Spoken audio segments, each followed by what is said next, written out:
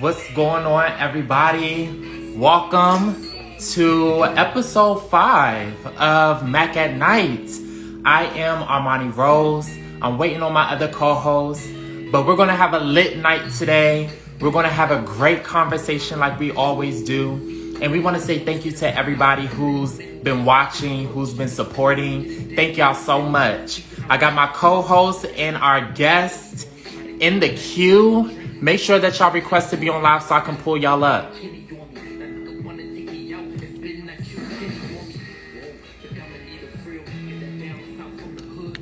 While my co-hosts come up, y'all, if y'all haven't seen from our Instagram, we are interviewing Deja Marie. And I'm going to let my host, Cash, let me pin the comment. I'm going to let my host, Cash, introduce who she is. But we're going to get into a great conversation tonight. Deja, make sure you request to be in the live as well so we can pull you up. Ashley! Hola, everybody. Hi. Hey, MK. Hi. MK, you looking fantastic. It's giving like very much India Ivory. Yes, ma'am. Very skin. Thank Very you. much. Ashley, y'all, for everybody that's watching, just celebrated a birthday. She's 26. Yes. So everybody in the comments, if you're watching, help us say happy birthday to Ashley. Yes. Happy birthday. Thanks, guys. Again. Thank you. How's All right. everybody? I'm so excited for this show. Like, this is going to be a good show. Yeah, for sure. Yeah. For sure. It definitely It seems is. like I'm very every week excited. we're just turning it up a notch. Mm-hmm. Absolutely. Mm-hmm. Oh, I'm very Alright. excited. I actually have Deja in the queue. I'm gonna press accept. Bring her in. Oh, thank you from Columbus, Georgia. Thank you. Yes. Thank you. Thank you. Thank you. Deja! Deja! Yes. Woo! How you feeling? Feeling good. Happy to be here. Yes, you are looking amazing. Yes. Okay? Thanks. Face beats, the edges is slayed. Okay, and she's ready. Mm-hmm. Very much so. Yes. Thank you for joining us so much. How are you?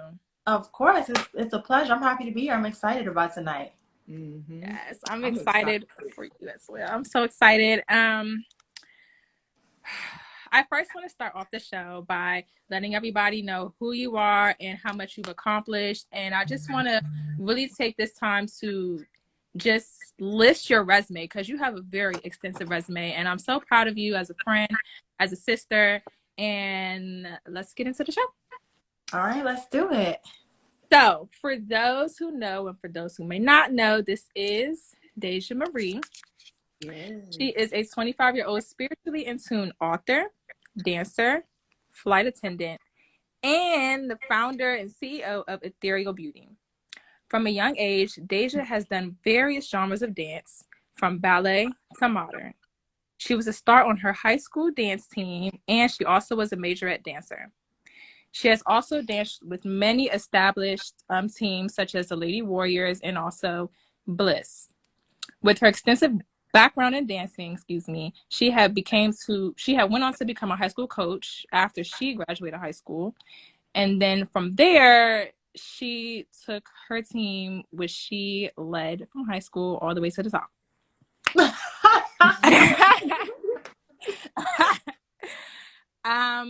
From there, Deja didn't stop at dancing. She also explored her avenues and took a leap by applying to be a flight attendant, in which at the time, Deja has never been on a plane before. And she took that leap of faith and she applied and she got the job for a flight attendant for American Airlines, one of the best airlines in the nation, one of the top. It's so much greatness, it's overwhelming. It's so overwhelming. And this spring, she is celebrating her 4 years of being a flight attendant. So congratulations. Yes. Yes, congratulations. Congratulations. Thank you. She did not stop there. She went on to write a book, which she just held up, called The 6 Keys to Alignment. Yes. A wonderful Yes. a wonderful book. And I told you before that I really, after reading the book, and I think Deshawn and Michaela can agree with me, that this book is like a daily bread. right? It's Very like much so. you I got that never thought vibe. of that. Mm-hmm. Yeah, it's giving very much a daily bread because it's like it's not a long read, but the read is very powerful and it's something that you can refer back to because you'll forget or you'll be stuck in a hard time and you'll need something to refer back to. And I think that book is exactly what it's for. So, this book gives you a sense of peace, prosperity, and a positive life. Mm-hmm. And honey, she did not stop there. Okay. Did not stop at dancing. She did not stop at being an author. What does she continue on to do is to start her business, Ethereal Beauty.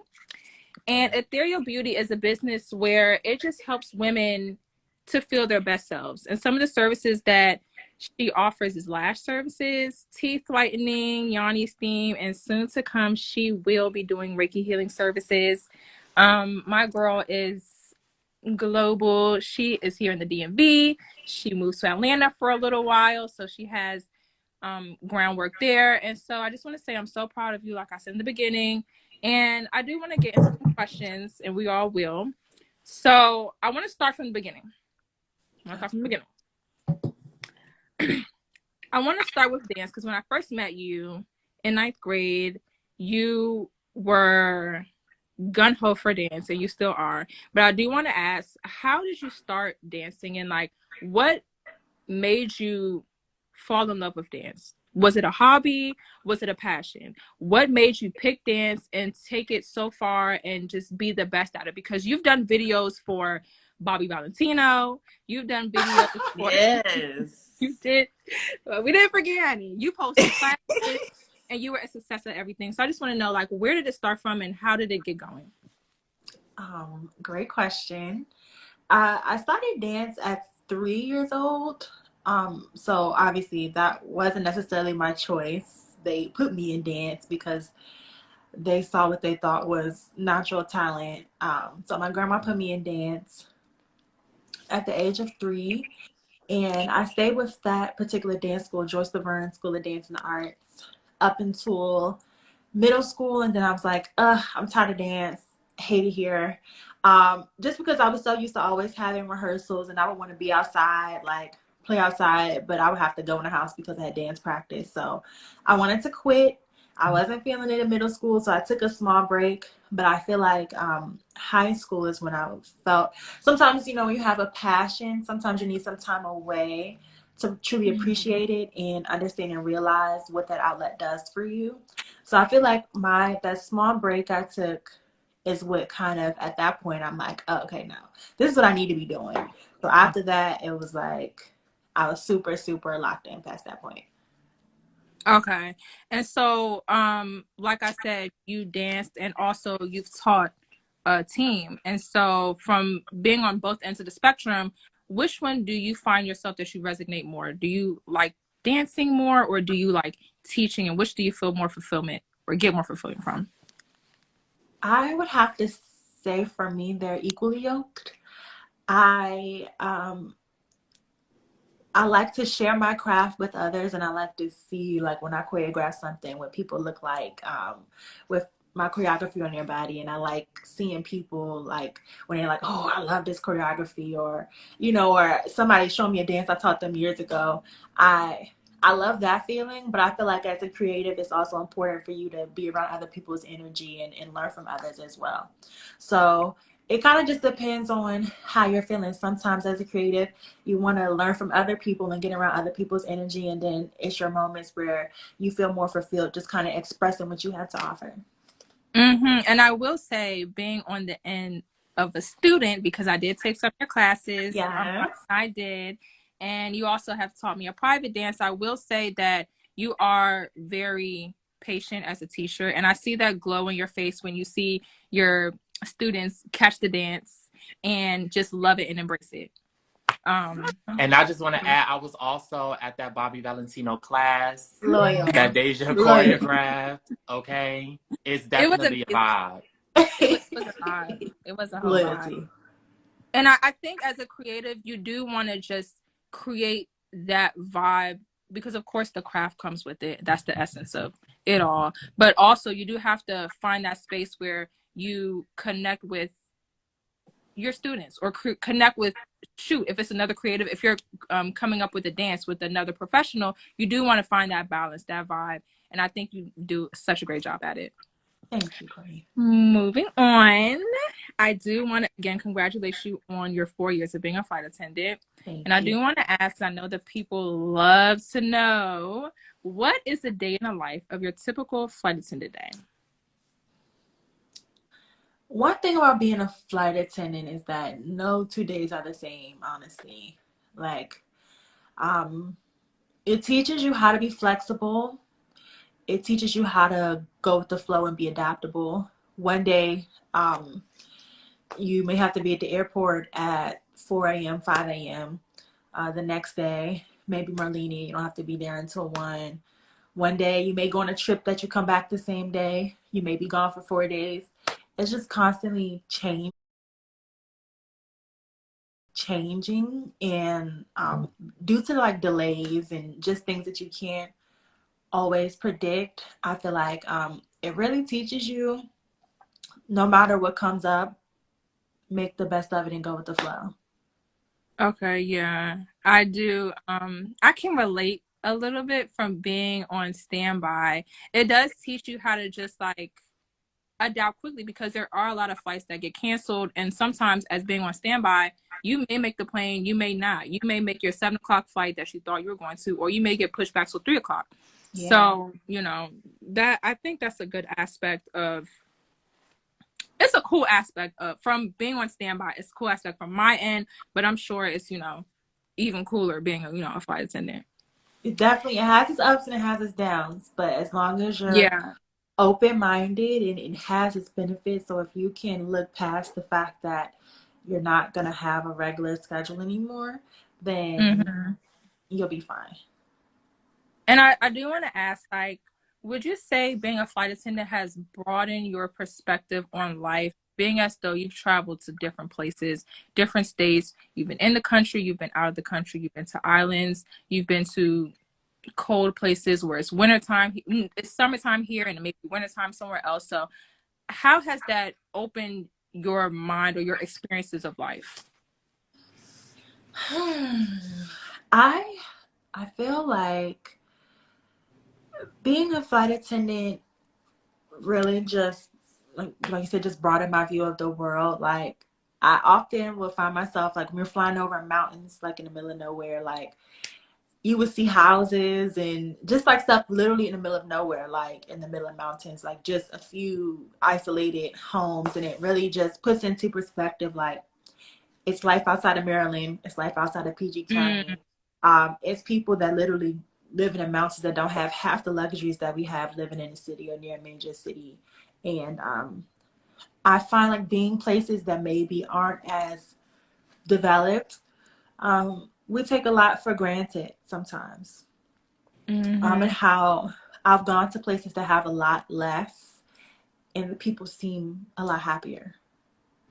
So I feel like going different places, you see different people and how they interact. And like you said, sometimes they have a lot less and they're just fine with it. And it puts into perspective how much you stress about and how sometimes the way you're brought up, the things that you value that maybe aren't as important as you grew up thinking they were.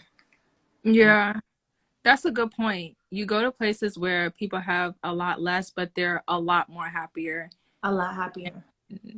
I want to talk about when you were going in the direction of, like, as a flight attendant, you kind of just have to go with the flow. This actually connects to your book because it's in the first page or forward. So I want to read it. First of all, before I read it, let's get into the book. So as Ashley stated, Deja is an author. This book is called The 6 Keys of Alignment, and it's literally 6 keys. It's 27 pages, so it's a short read. So it's in and out. But in the in and out, it literally gives you what you need. Literally, it's a daily bread. Like, it gives you what you need for the day, and you're ready to go. So I want to get into the foreword before I get into my question for the book. Her foreword reads, "Life is full of ebbs and flow. This we cannot change. However, our response to life's ever-changing flow is in our hands and perhaps one of the most powerful tools. When we perceive life as against us, we are at war. But when we perceive life as working with us and for us, we are at peace. We can choose to feel in constant conflict with what is, or we can choose to embrace what unfolds in our path. When we choose to embrace life, we will notice coincidences, which I love that you said that. We will notice less coincidences and more synchronicities. There's a divine design behind everything that occurs in our lives. Once we grasp this, we can maneuver through life, taking control of what we can and surrendering to what is beyond us. This book was designed to help you to realize that you are guided, protected, and aligned with your higher purpose. When you operate on a higher frequency, you sense your alignment and it reflects in what manifests in your life. Do your part and then allow the universe to do the rest. So I want to ask, with this book, because there's 6 chapters. There's monitoring your mindset, there's mastering your energy, there's channeling gratitude, reflecting and releasing, fearless and staying committed. What inspired you to direct your book in this way so that your audience grasps what you're trying to deliver? I feel, first of all, let's fix this. I honestly, I started the book maybe around 2019, maybe March or so, sometime in 2019. I finished during the pandemic, and honestly, I was just flowing. Like, I feel like one thing about the pandemic is it slowed everything down and it gave you time to really sit. And, when it's nothing else outside to distract you, the only thing you really can do is go within.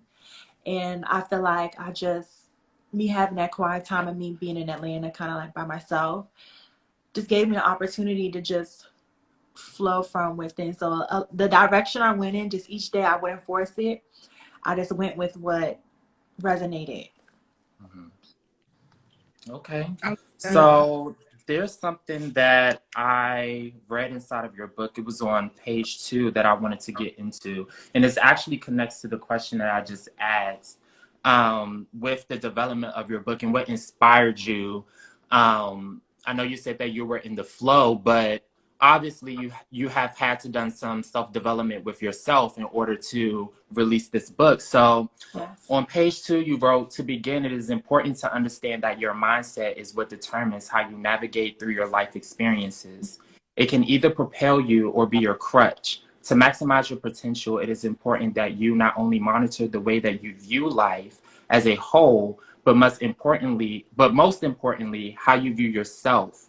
When you see yourself as worthy, loved, and valued, it is easier for you to understand that the universe is conspiring things together for your good. So my question for you is, in your own self-development, how did you develop seeing yourself as worthy, loved, and valued? I love that question. Thank Love you. that. Great question. Great question. I feel like for me, that inspiration came from me just noticing things in my life and people in my family, and how the difference I would see between being self-aware. We all have our childhood trauma and things that happen to For us, sure. but I could see the difference in an individual who took that trauma, and we unpack it. And that's not easy. That's easier said than done. But really took every lesson that came from that and used it to propel you in, kind of like, okay, this happened to me, and this is not that I deserve this, but what can I learn from this, and what can I do Yeah. moving forward to make sure that, one, I'm not perpetuating a cycle, but that for whatever reason that this happens to me, that I can teach the next person. So that's kind of the basis of me trying not to have like a victim mindset, and me just putting out the right energy. I definitely believe that life is very much so energy based. So I felt like when I got to a place that I really started paying close attention to what I was putting out, it was way easier to feel like, okay, I know what I'm putting out, so this is just going to come back. Like it's a system. This is fixed. Like if I'm putting out negative, then no wonder I can't imagine like things always working out, or I feel like the world is out to get me. But if I'm putting out the right energy and I'm being positive and I'm doing my part, I know that even when it seems bad, like for whatever reason, for things that I can't see or maybe things I don't understand right now, it's only going to work out for my good because of what I've been putting out. Mm-hmm. So One I of the feel like, things. oh, Oh, go ahead. go ahead. Go ahead. Okay. Well, one of the things that you said was victim mindset. What was that switch for you to be like, I'm not a victim anymore? Um, for for me, I guess I do a lot of observation, and it was a person in my family who we experienced some of the same trauma, and um, she's older than me.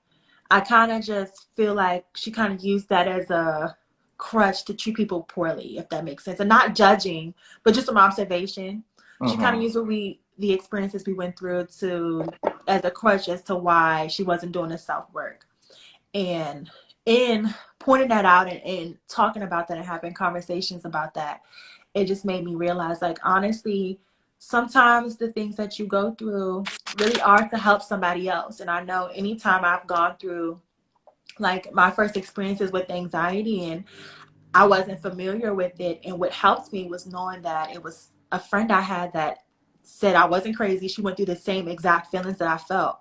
So it's like, I can't say that her having anxiety was a good thing, but her going through it allowed her to be able to empathize with me, and it helped me a lot in Mm-hmm. my journey of knowing I'm not alone. So I Yeah. feel like when you have that mindset that even though you may have experienced negative emotions or negative events, sometimes it's bigger than you. Mm-hmm. And it may just be so the person beside you knows that they're not the only person that has gone through that, and that, you know, they have somebody that they can go to or talk to. Yeah. So I feel like just unpacking all of that and seeing how, for example, my mom was abused coming up, and it made her kind of focus on being a better mom and a better parent because she felt like she didn't have that. So it's like she could have said, well, I didn't have this, so I can't be this. But she said, I didn't have this, so I'm gonna make sure my children have it. So Mm-hmm. just experiencing those things really just let it hit home for me. Yeah. Yeah. You mentioned in chapter 3, channeling gratitude, seeing the glass half full. What does that mean? Because how I see it, I recently got this message from this guy at my job, and he said, I can't remember the whole quote, but the thing that stuck out to me was life is full of peaks and valleys. So is that what seeing the glass half full means, or what is your meaning of that when you wrote it? Um, for me, seeing the glass as half full is okay, well, this is what happened, though I may not understand it. This is what happened, and we're going to figure it out. It's going to work out. It'll make sense. Versus, this is what happened, and oh, this doesn't make any sense, and this shouldn't Yeah. happen. Or, what, you know what I mean? Like, Mm-hmm. okay, this is what happened, and we're going to figure out what this means. And I'm open to Mm-hmm. seeing what this unfolds, if Mm-hmm. that makes sense. Yeah, I mean, it does sound like peaks and valleys, you know what I'm saying? Yeah, Like through life, you go through your ups and you go through your downs. But exactly. what purpose does this serve in this moment to help me propel to my next best little Yeah, best steps? You know what I'm saying? yeah. So And yeah, I feel like definitely. to piggyback off of that, one way I think about it is that you're gonna go through, because of duality, you're gonna go through positive and you're gonna go through negative. Like, it's just Yeah. part of life. But I like to think, okay, since it's gonna happen anyway, am I gonna stay mad that this is happening, or am I gonna make the best of it? Yeah, It's gonna happen anyway. for sure. Yeah. Girl, let me tell you. Yeah. I have the words. It just needs to come out. But I'm baby, telling you, it's so much greatness.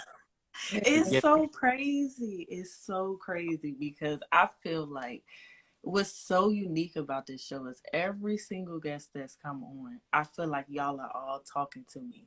And the reason I say that is because I have overcome a lot. And I feel like once you all speak and you tell your story and you get into these questions and elaborate, it's like, wow, I really see how far I've come. Yeah. So it's like I can really relate to everything that you're saying. Like I'm real big on positivity, and I'm real, like, some people may call it hard on people, but I'm not hard on myself, and I don't feel like I'm hard on people. It's just I was in a low, dark place many times, not just one time, many times. And like I tell people around me now, you have to fight for your life. You have to literally fight your way out of those low moments. It's the mind is very powerful. Absolutely. And I try to tell everyone around me, I understand you're going through this. I understand going through that. I understand it's wrong. But what's wrong is obvious. The negativity is already obvious. I So like that. yeah, so I tell people around me, I say, you have two options. It's either you're going to have hope and you're focusing on how to move forward in the hope, or are you going to sit in what you're sitting in and be stuck? Yeah. So that's why I said I can really relate, because I preach that to everyone around me. I'd be like, we're not worried about what's wrong. Yeah. We're worried about the positivity. We're worried about where we're going, because if you know how you develop habits, if you continue to sit in that and you continue to worry about the negativity, the more you do, the more you feed your mind that. But if Michaela, I want to ask, like, do you feel like, because that's something that I've struggled with mm-hmm, sitting in the negativity, you know mm-hmm, what I'm saying? And so what I've learned recently is to stay in the moment and really like focus on the moment. Do you feel like is that something that helped you to like not think, mm-hmm. like sit in it? Because I think it's harder said than done, at least in my Yeah. experience, where it was like, like I can focus on all of the good things, but I'm so conditioned to, when I get in that space where negative things are happening, to Mm-hmm. really sit in that, you know what I'm saying? And Yeah. No. consuming instead of really like, I guess, acknowledging that I'm in that space, but then snapping back to the moment, like there are other things that are going right in my life. You know what I'm saying? Mm-hmm. So was that something that you did? So I would say a little cheat code that I learned is I was aware that negativity was a distraction. I sat Okay. in my low places for years. I lost a lot of time, and I had to wake up and really fight out of those moments, because you have to retrain your mind. If you get so used to sitting in the negativity, if you get so used to being making your mind aware of what's negative, like, Deja has been explaining, it's kind of like you're putting too much energy in what's wrong, but it's kind of like it goes both hand in hand. If I'm hopeful, if I'm wanting God to move me out of this place, why am I focusing on what's negative? So it's like you have to really, I say the cheat code for me was to sit there and say, I already know what's wrong. I'm not about to allow my mind to focus so much on it. So I tell people all the time, it's a lot of things going on right now, but can you tell? No. Because it's like it's not that important. What is important is where you're going. What's For sure. important is redirecting your energy to the positivity side, because once you create that good habit, then it's like you can walk in it, talk in it, and it's just like it becomes a thing, kind of like manifestation. So it's like if you focus more so on like, oh my God, my bills are due and stuff like that. No, God, you're gonna provide for me. And I'm aware that you're gonna provide for me. So I'm gonna put my trust in you and I'll surrender it all to you and go on about your day. I literally do that. Like stuff be wrong. And I just be like, no, God, I pay my tithes. I pray to you. You get what I'm saying? You gotta put it back on God. God, I'm doing this, and this. See, some people don't understand that you can get real with God. Don't be disrespectful, but you can get really real with him and be like, Lord, I'm doing everything. I'm doing all these things. You get what I'm saying? But it ain't about me. I just really sat here and y'all really spoke to me, and I had to say something, because I felt like this conversation opened the door to a really good conversation I amongst, love that. But you all know of what I want to add? us. You stayed committed, and that's actually one of Deja's chapters in her book. So Oh, yeah. y'all, like, all of this whole conversation is connected, and literally like all of it is inside of this book that she's provided. Yeah. So make sure Somebody y'all gotta go break and catch this. Deja, where can they find your book? Well, actually, it's only 2 of these bad boys. Y'all So better we got a snatch it. luxury. So, if there's anybody watching the live and you feel really compelled and you're interested in buying the book, there's 2 left. DM me and I'll make sure I get that to you. Yes. And to piggyback off of Deshaun, your question as well of trying to stay in that positive mindset and not let your mind wander. I feel like what has also helped me is to let myself have that moment. Like, I feel like sometimes, and especially if you've dealt with anxiety or depression before, you kind of get this fear of breaking down. So it's like sometimes your anxiety comes from you not wanting to break down because you don't want to go back to that dark place, or you don't want to go back to being depressed or not feeling like yourself. So you try to, kind of keep your mind off your problems, kind of to avoid that breakdown.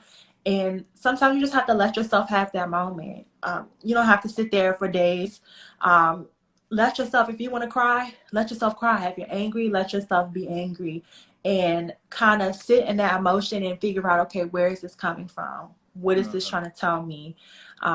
What is it that I need right now that I should give myself that maybe I feel like I don't have, or whatever? Like, let yourself feel that emotion, because a lot of times our emotions aren't so crazy. Like, it's there for a reason, and sometimes your tears are trying to tell you something. Sometimes your anger is trying to tell you something. So whatever emotion it is, don't be afraid to experience it out of a fear of staying back in a dark place or relapsing back to something that you don't want to go back to. Because sometimes, a lot of fear is an illusion.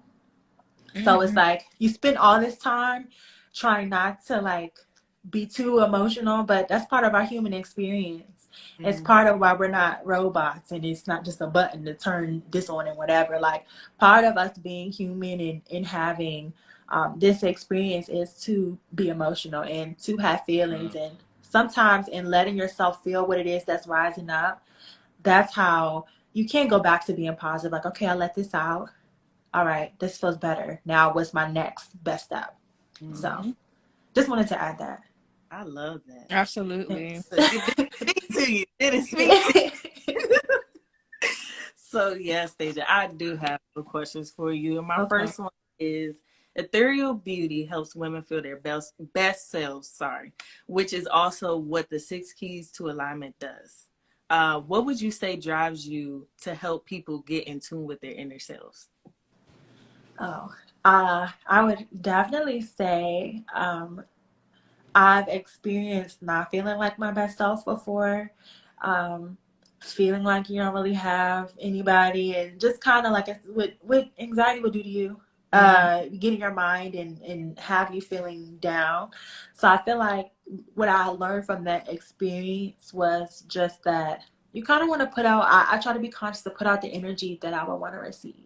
And so it's like, if that's to uplift and that's what I would like to see more of, I need to be that change. So it's just me just putting out the energy that I would like to see more of.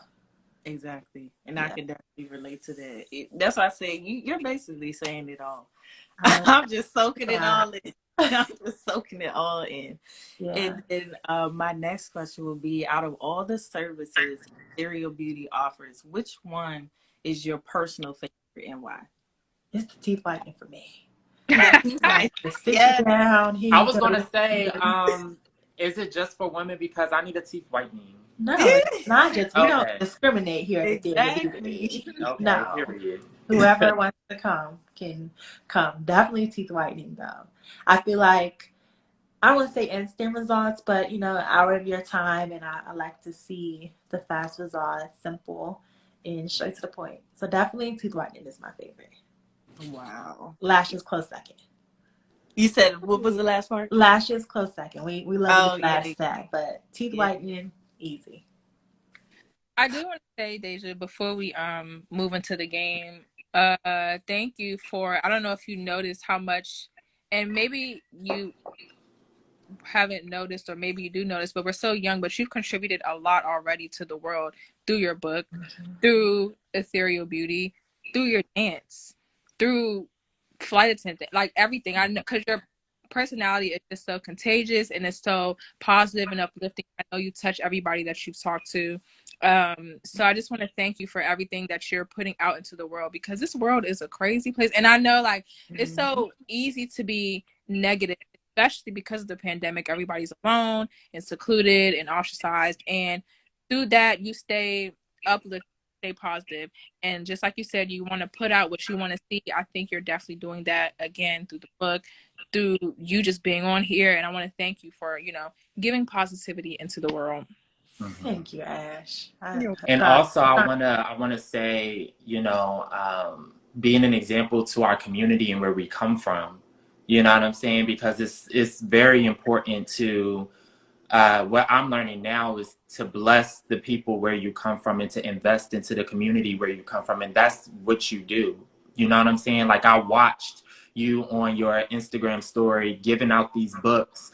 Of course, they purchased, but it was people in our community. You know what I'm saying? That raises the vibration where we're from. So yeah, definitely I never salute thought to of you. that perspective. Exactly. Yeah, for sure. I love that.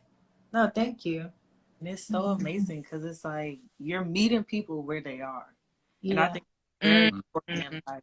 I would say that's very important to me because my apostle is very dear to my heart. And when I was in those low places, she met me where I was. Yeah. And you're meeting the people right where they are, and you're giving them the tools, just like how God gives us tools. You give them the tools and snatch your life up, get your life together, and keep moving. And that's exactly what you're doing. Your energy is so contagious, and I love it. Because when I first met you, I was like, oh my gosh, I feel like I know you forever. Like, it's just your energy. It's just so welcoming. And I feel like that's more of what the world needs. More welcoming people, more receptive people, not people, it's like Ashley said, the world is crazy. And it needs more energy like this in the world. So I'm very thankful that you're here and can shed light to the world. Thank you. I love this platform. I love this. I enjoy being here. So thank you for what you all are doing. This is much needed and to have like the necessary conversations. So shout out to Mac at Night. Thank you. So we actually play a card game at the end of the show. The card game is tonight's conversation.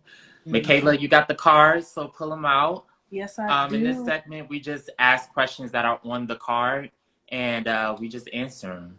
Okay. All right. So we got two different decks. One is spicy. One is a little, Let's not go with the spicy tonight. No spicy tonight. No spicy tonight. Okay. Well, I'm not choosing any cards. I'm just randomly picking them. So the first one will be, what do you consider to be husband/wife only benefits? Should these benefits be given while dating? And I can read it again if y'all need me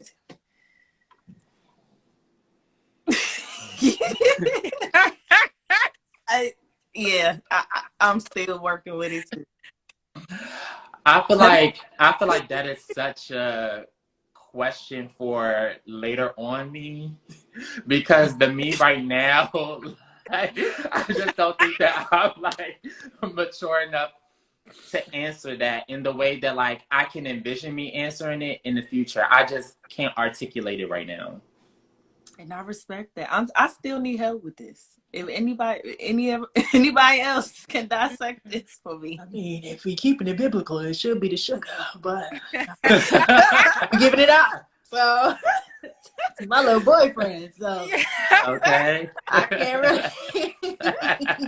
speak on that too much. No, but that is a good question, though. Ashley? What was the question again? Let me refresh your memory. So it says, what do you consider to be husband/wife only benefits? Should these benefits be given while dating? I'm still trying to process.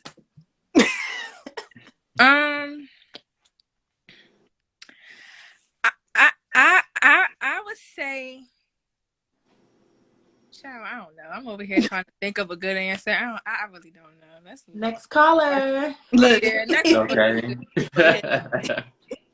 Do you feel it is okay to go through your significant other's phone without permission? Why or why not? I don't think okay. I'm gonna just be candid. I have gone through my ex's phone before. Mm-hmm. Do I think that is wrong? Yes. Because I feel like when you enter into a relationship, you know, for me, I tend to carry my trauma into the relationships based off of what, I've been through. And certain actions may trigger me to feel not secure in the relationship. You know what I'm saying? And so I feel like while I would say going through your significant other's phone is a big no-no, is because you're uh kind of blocking the flow of what's going to be revealed to you. What I learned is that anything that you need to know will always be revealed. You know what I'm saying? So I think it's wrong. All But right. who's to tell what's right or wrong, you know? Yeah. No, I respect it. I respect it. Anybody else? I definitely think it's 110% an invasion of privacy. I like Definitely, definitely wrong. Mm-hmm. But I'm gonna do it anyway. Guess what? Sometimes the only way to know, I just feel like, and again, it's probably what Deshaun said, you just bringing your trauma into a situation. But one thing is, you could just be in a situation with somebody and they're kind of portraying this image to you, and you go through that phone and it's something totally different. So I just would rather have that peace of mind of knowing what I'm dealing with. Let But me it's wrong. ask this. Let me ask this though. What if that person is giving you a whole totally different person than, like, say if, like, I'm just using this, they're a totally different person in their phone and then they're a totally different person with you. What if this person is giving you something that's exclusive and they're really not doing anything? They just, in their past, they've had a certain way of being, but now with you, it's like you brought out kind of like that man in them. Well, so if I went through the phone and it's not a different person, it's authentic. Or now, I'm not saying if I seen something in your past that is weird. I'm saying if you're trying to act like you're monogamous and you're Oh, for sure. faithful and Okay. upstanding citizen, and I go through that phone and you sneaky. So that's kind of what I'm talking about. But I definitely feel like you gotta do what works for you. And what you said, the truth will always reveal itself. Yes. Sometimes I just need expedited shipping. Okay.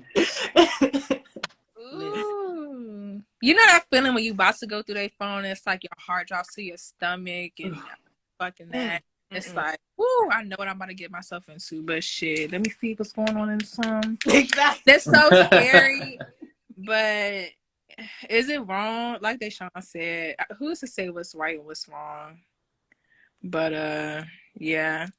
It's just a beautiful thing when you're in a relationship and it's just like you feel that you don't need to do that, but you gotta do what you gotta do, I guess. I receive. What's the next question? Okay. So, in my current situation, I'm surprised that I have full trust that I do not even want to touch the phone. Okay. So I'm very thankful for that. In the past, I will say I looked, or I was like, you know how sometimes you be like, yeah, like that, looking over my shoulder, because they made me feel like I couldn't trust them. And see, I'm Inspector Gadget. I'm already know. I'm giving you the opportunity to tell me, and you're not trying to tell me, so you're lying in my face. So I'm gonna make sure I keep my little receipts so I can see. Oh, that's who. Who that? Okay, I see how many times they coming through the phone. So it's wrong, but it was just like it was my my little receipts to make sure that I had them to back up. Be like, stop playing with me. So that's what I would say on that. The next question would be, could you date a person with children? If so, are you prepared to be a step parent if things progress?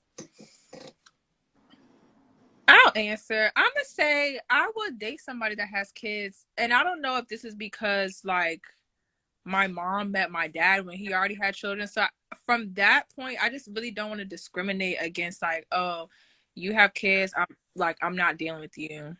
Because it depends on the person. Like, is a person a good person? Is he treating me right? Is he taking care of his kids? Is a baby mother drama coming along with this stuff? Like, I don't know. I don't want to just say, you got kids, I'm not dating you. No, I don't think that's a, a big no-no for me. I would decide with kids. I think for me in this current moment, no. Because I got myself to work on and I can't be working on myself and somebody else's child. But in the future, when I'm in a place that I feel comfortable to take care of children, then maybe. But does that child become your responsibility if you're dating? If you're dating, they're not my responsibility, no, because you're their parent. You know what I'm saying? Like our love is separate from your child. You know what I'm saying? Like, and technically I'm coming into y'all world. You know what I'm saying? If we decide to join, well, we're coming into each other's world, but in a sense that I feel like the child will look at it as like you're coming into our world. You know what I'm saying? And so it's like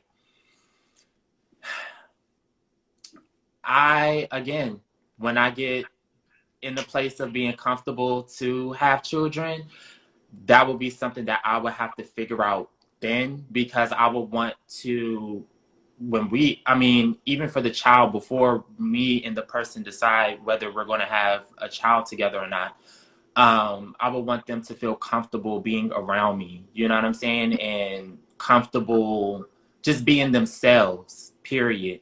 And if they want to come to me, you know what I'm saying, for advice or for guidance, they know that I'm available. Yeah, I respect that. I feel like I'm not against it, but being transparent, when I find out somebody has a kid, it just makes me be like, oh, like, you'd be like, oh God, okay.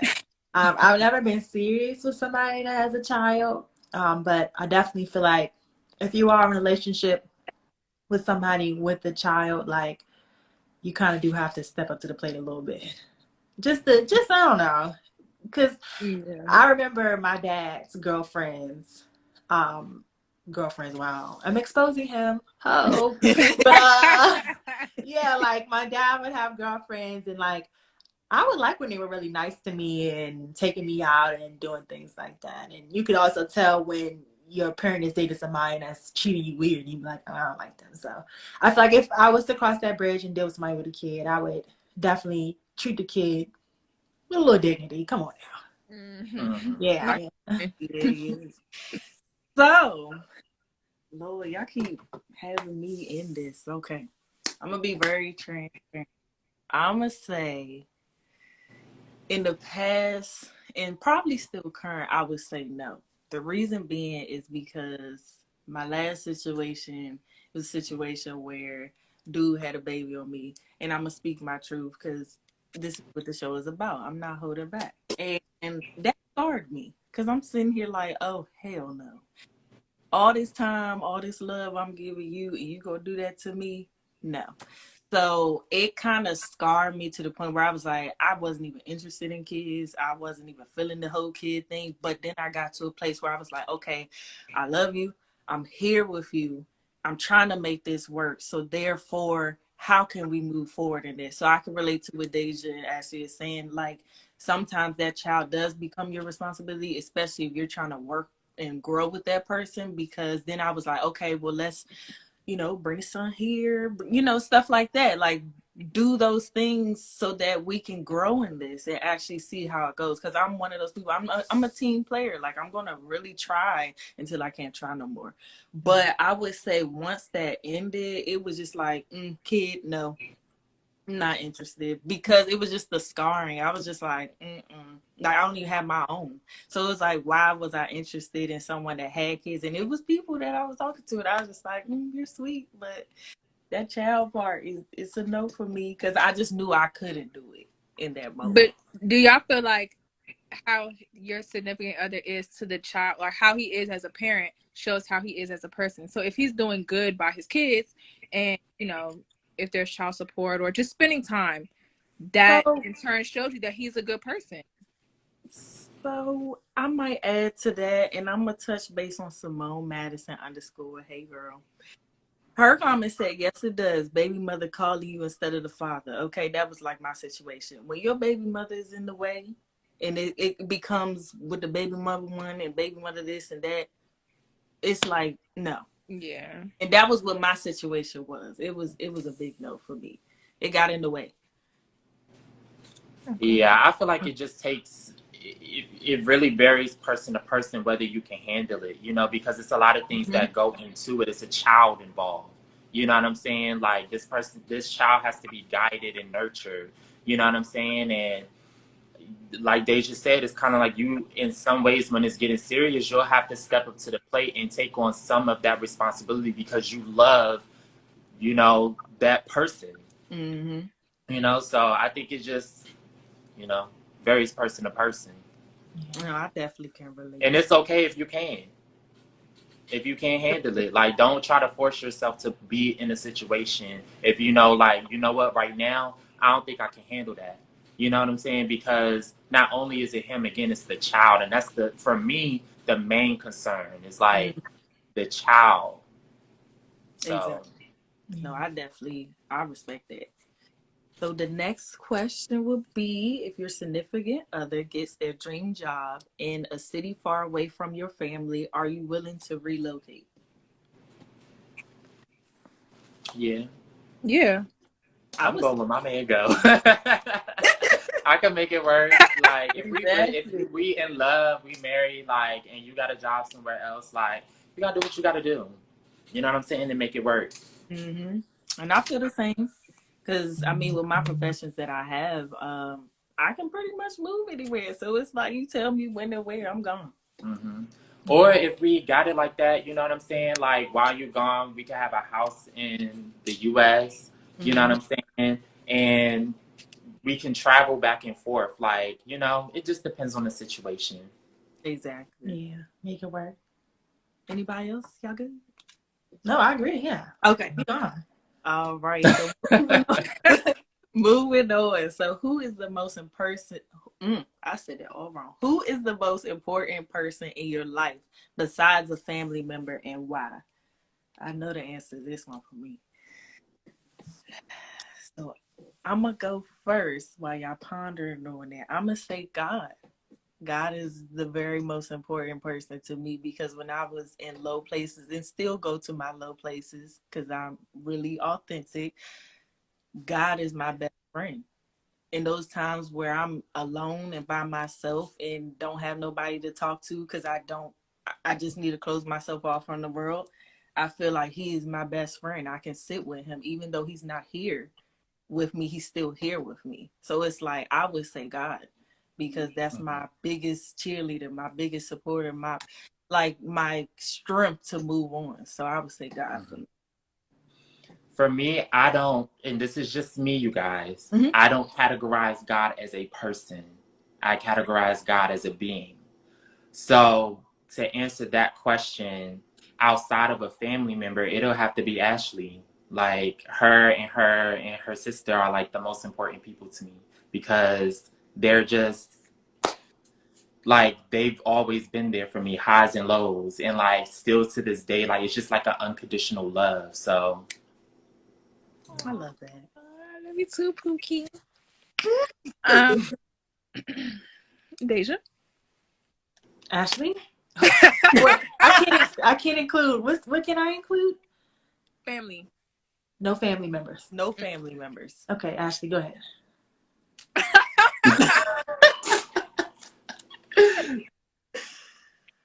Y'all said the most important person. I'm with Deshaun on this. I don't categorize God as a person, but I'm going to say God. The pause for me. I was just thinking it in. Oh, it's my turn. I thought you was gonna Yeah. elaborate. No, Actually, I see you thinking. That's why I was giving you a oh, moment. sorry, guys. Um, yeah, I wouldn't if I could personify God, I would say God.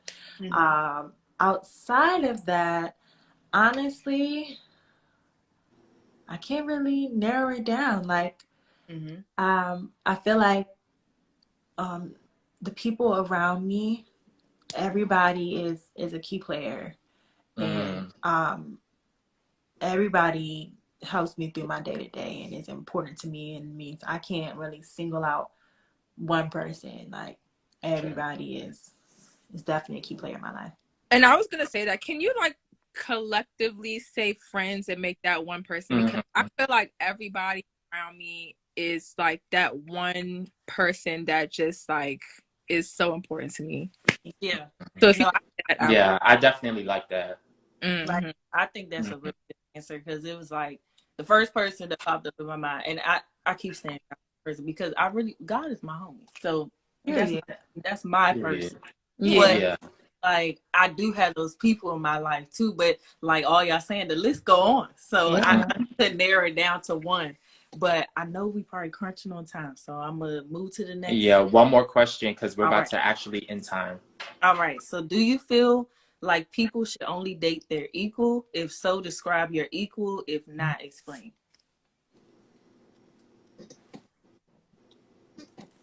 Let me look up the definition. So I think I can answer. Do you feel like people should only date their equal? I would say not necessarily. It could go either or. I don't want to take too long on this because I know the live might cut off. But basically, it depends on the person. It depends on what you can deal with. Sometimes you might be up here, and your significant other might not be on the same level as you. But So it that's not your equal. yeah, huh? So that's not your equal then. Do you feel like people should only date their equal though? So I know. Yeah. huh? Yeah, so I'm saying like I don't feel like you necessarily have to date your equal. What I was trying to explain was it just depends on what you can deal with. Meaning, are you able to build that person up? Are you able to strengthen them and be there for them when they aren't your equal right now? Like that's my take on it. Like it just depends on that person. So I would say yes and no. It just depends. It really just depends. I said yes. You gotta date your equal. But yeah, I can add on that too. Like you want your equal because then I dated somebody that was not my equal and it was a living hell. So equal helps make it flow better. So then we're on the same page and you feeling what I'm feeling, you get where I'm coming from rather than I gotta explain everything to you. I gotta tell you not to do this and that. Like it's too much with it. But For me, I mean, looking at these definitions of equal, I feel like there could be maybe some things that equally we're alike, and then there's some things that we just aren't because we're not the same person. So that question is difficult to answer because it's like, what is really equal? Like, are we are we equal mentally? Are we equal spirit? Like, what is the it's whatever it means like to you. one, you know what I'm saying? Because I don't feel like there's one thing that's Yeah, like, oh, that defines, oh, we're equal. You know what I'm exactly. saying? Like, so that's my answer. Yeah, I agree with that. As far as qualities, I feel like I shouldn't ask for something that I don't possess. So I shouldn't ask for somebody that's honest if I'm a liar, or someone that is accountable if I don't hold myself accountable. So as far as qualities, I definitely feel like I would like equal as far as that, but I also want somebody I can learn from, and equally like as far as maybe you know some things that I don't when it comes to this or certain topics, or maybe I'm a little more advanced than you in my spiritual journey a little bit and I can help you there. So I still want to be able for us to learn from each other, but as far as the basis, I feel like we should be on the same level. For sure. I love And y'all, that wraps up Back at Night. Let's give it up for Deja. Thank Clap you it up. so We want to much. say thank you for Thank you coming so on much. Back at Night. We appreciate you sharing your story and your knowledge. 2 books left, y'all. Get the Yes. 6 P's of alignment. Go It's get 'em. definitely a life changer. We're out of here. Make sure y'all tune in next Monday at 8:30 for another show. I think it's our season finale. No, Actually, it's one more after the next okay, one. one more. One more. Yeah, well, tune in. We got 8 seconds. We'll see y'all. Thank y'all for Love tuning Hey in. y'all. y'all. Thank you.